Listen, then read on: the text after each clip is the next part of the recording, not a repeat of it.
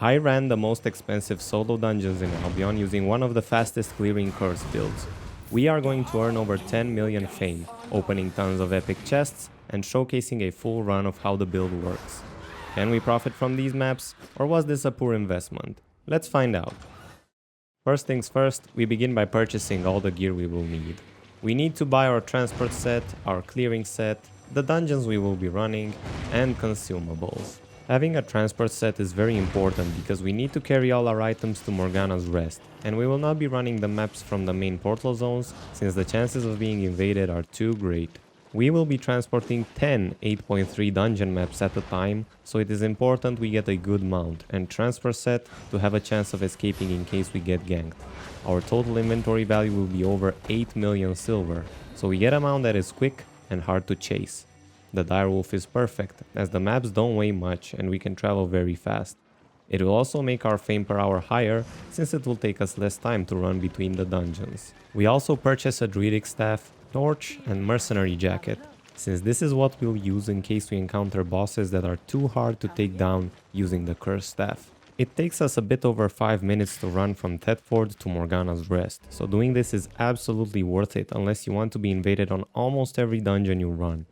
When you spawn the dungeon, it has golden butterflies until you enter it, so if anyone is near the entrance and sees it, you'll instantly become a target. Whenever we enter the dungeon, we wait 90 seconds at the entrance with our skills set to PvP, just in case we get invaded. This build is a monster in 1v1 combat as well, so you should be able to stand your ground against a single invader. After 90 seconds, the entrance above ground has closed, so we can swap to our clearing abilities and begin the dungeon. And we are starting at 0, which is awesome because we're gonna be able to just see how much fame we get. We are using a great curse staff, and using the third Q ability and the drain on the W, all our skills deal massive AoE damage. Our chestpiece is a Cultist Robe, which gives us one of the highest damage bonuses out of the cloth armors, alongside giving an ability that can be used to quickly regenerate health and mana. The mage cowl gives us an additional AoE ability, and the boot slot does not matter. You can use anything that you want to earn fame in. The playstyle of this build is incredibly fun to clear dungeons with. First off, you should always lead with your Q ability, as it leaves a lingering AoE that constantly applies curse stacks to any enemies standing in it. Then, try to gather mobs up as close to each other as possible. Whenever there aren't any dangerous abilities targeting you, take the opportunity to use your E ability to hit as many enemies at once as possible. The E ability also applies curse stacks, but here's why this build deals massive damage. If an enemy is at 4 stacks already, whenever a new stack would be applied again, they take a full tick of damage. So, if an enemy is standing in your queue while you also use your E ability on them, they will take about 3 full ticks of 4 stack curse damage every second. Your W ability also deals massive AoE damage and only has a 10-second cooldown. After an enemy is fully stacked, use the W on them to deal tons of damage to it and any mobs around. This ability consumes stacks on enemies, so try to make sure the enemy is at 4 stacks before you use this for massive damage. Some bosses have too much health to take down with a build that has no sustain, and using roast pork isn't enough lifesteal to sustain the damage. For those cases, swap to your druidic staff for an easy fight.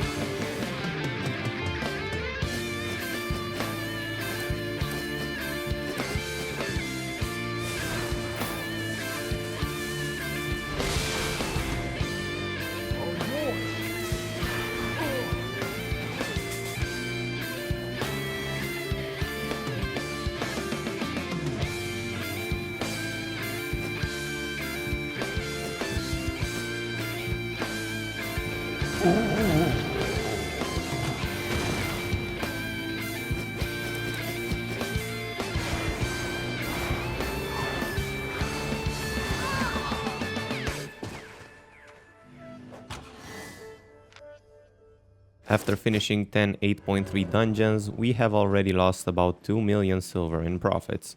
We leave our clearing set here and we teleport back to Thetford, where we buy an additional 10 maps and another transport set to run all the way back to Morgana's Rest.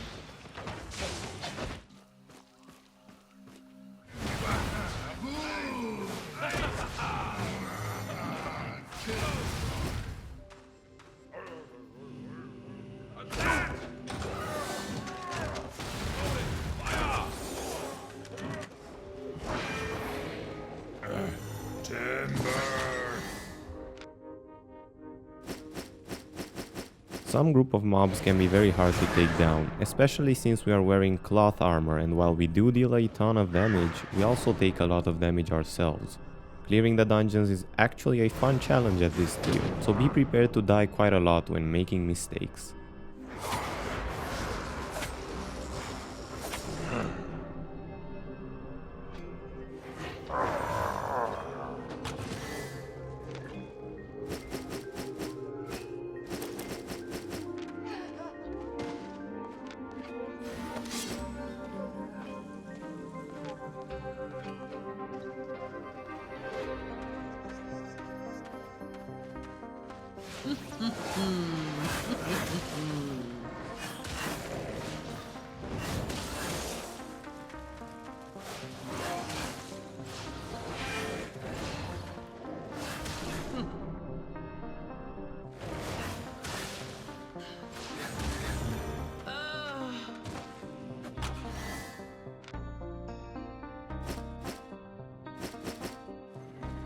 What's broken?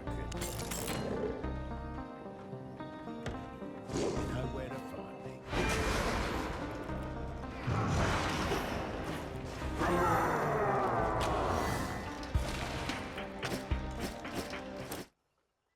I don't wanna know if you're creeping, please don't let it show, 'cause my heart can't take it anymore.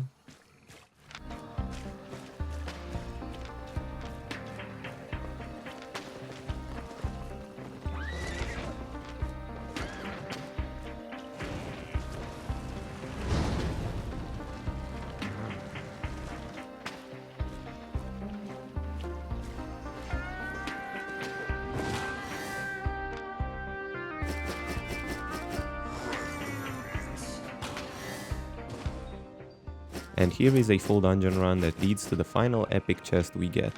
When leaving town, always take the invisibility shrine to make sure no one sees you as you run to your dungeon. Then, before reaching the dungeon entrance, try to make sure no one is around you to see either the golden butterflies or you as you enter the dungeon. If you're interested in playing this build, take a look at how I use my abilities during this run for the most efficient damage. At the end, we unlock our final epic chest, and then we will go over the total fame and silver we earned during these solo dungeons.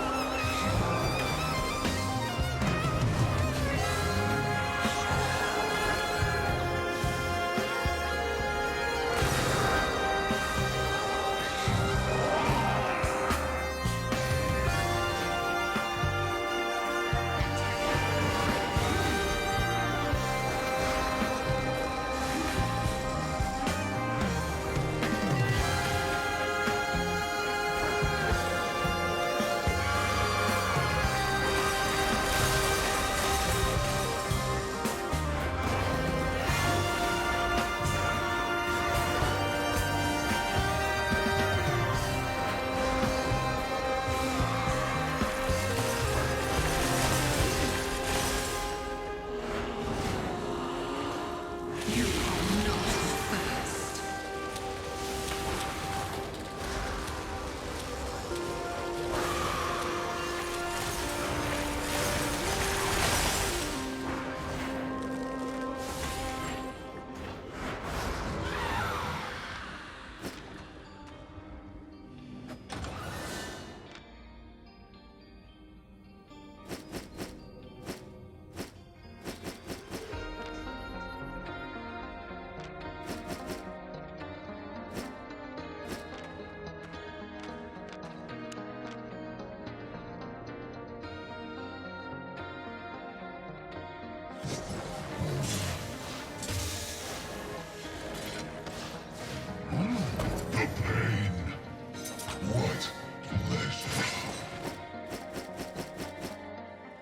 Alright, so that's 20 maps. Let's do a final repair that's gonna cost us another 200k.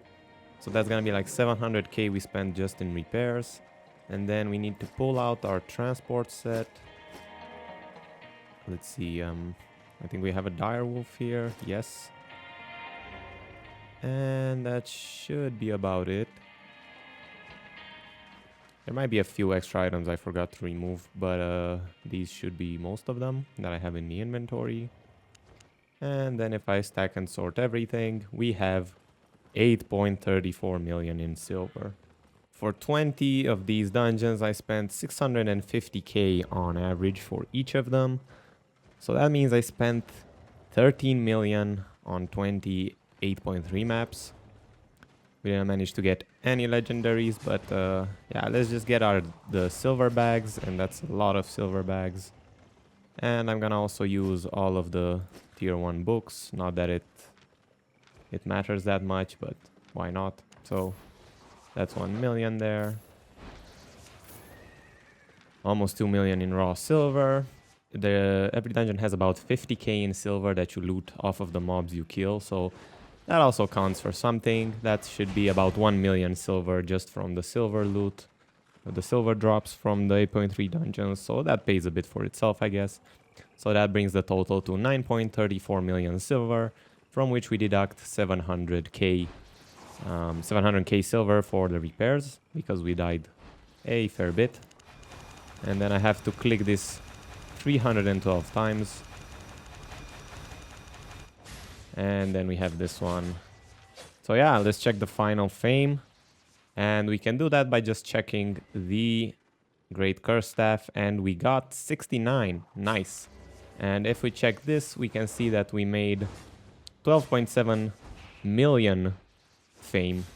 So yeah, we made 12.7 million fame, because that is just how much we would get back if we respect over here. And we missed like maybe 200k fame because we had to defeat some mobs using the druidic staff. So you can add that in if you want. It doesn't matter that much, but just know that I have a 35% fame bonus while doing these. And yeah, you can achieve this normally if you wait for activities, and if you wait for here to be a solo dungeon activity, which gives you, I think, 20% or 10% extra fame. Then you can get a 10% extra fame from the Knight's Vow if you have finished the Conqueror's Challenge. You can also get an extra 10% fame from doing an Avalonian raid and getting the buff at the end of that. And you can also get a 10% fame if you have a hideout. So if you are part of a guild and you have a hideout, you know that you can get a 10% fame. So getting a 35% fame bonus is definitely achievable, even when it is not this Rites of Spring event. But yeah, definitely take advantage of this and get your fame. And is it worth it to do 8.3 dungeons? Not really. You spend a lot of silver.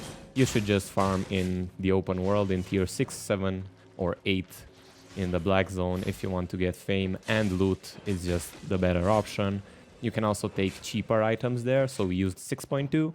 I do not recommend going any lower than this because it's gonna be very hard. Even with a 6.2 set, it was very hard to do the dungeons. And then you also have to bring yourself a druidic staff with a torch and a mercenary jacket, just in case you run across some mobs that are very hard to kill. So some bosses are impossible to kill with the Great Curse Staff, so you just have to swap to the druidic staff. But we only had to do that a few times. So yeah, just make sure whatever you do, bring these with you. You don't want to have a boss at the end that you cannot kill with like a legendary chest. That would be pretty tragic. So yeah, this should have been in the chest. So 15k extra silver. Doesn't really matter.